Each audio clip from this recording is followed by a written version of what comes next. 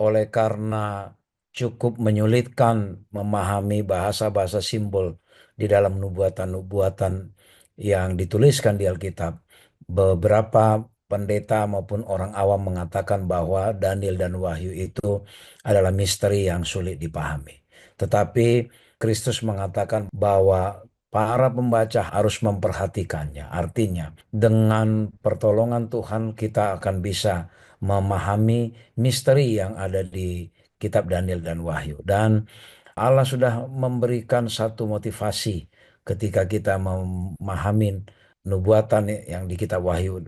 Allah mengatakan melalui Yohanes, berbahagialah ia yang membacakan dan mereka yang mendengarkan kata nubuatan ini dan yang menuruti. Jadi memang ini adalah satu kitab yang penting juga kita harus pahami. Oleh karena ketika kita memahami nubuatan-nubuatan itu, semakin sempurna pemahaman kita bagaimana Allah menjalankan rencana keselamatannya. Karena nubuatan-nubuatan ini sekompleks apapun pekabaran dalam nubuatan ini, semuanya merujuk kepada Yesus, Sang Juru Selamat kita. Karena akhir dari semua nubuatan adalah kedatangan Yesus yang kedua kali. Lalu sikap kita sebagai pembelajar Alkitab yang mempelajari nubuatan-nubuatan. Biarlah nubuatan yang kita pahami ini dapat meningkatkan iman kita. Ketika kita memahami bahwa begitu besar rencana Allah terhadap rencana keselamatan kita, kita akhirnya mengatakan Allah itu adalah Allah yang penuh kasih, setia, dan adil, dan maha benar. Bagi kita yang mendapatkan karunia untuk memahami nubuatan, janganlah menjadi satu kesombongan.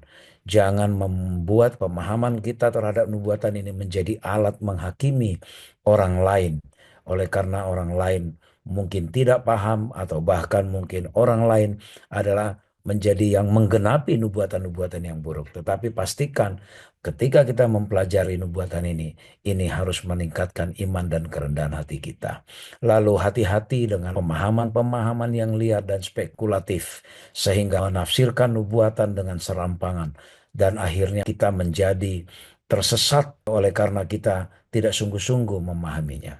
Sebagai pengantar dalam satu triwulan ini, mari kita membuka hati dan pikiran kita di dalam kerendahan hati, menyambut firman Tuhan, kebenaran-kebenaran apalagi yang Tuhan akan ungkapkan melalui nubuatan-nubuatan yang akan kita pelajari selama satu triwulan ke depan.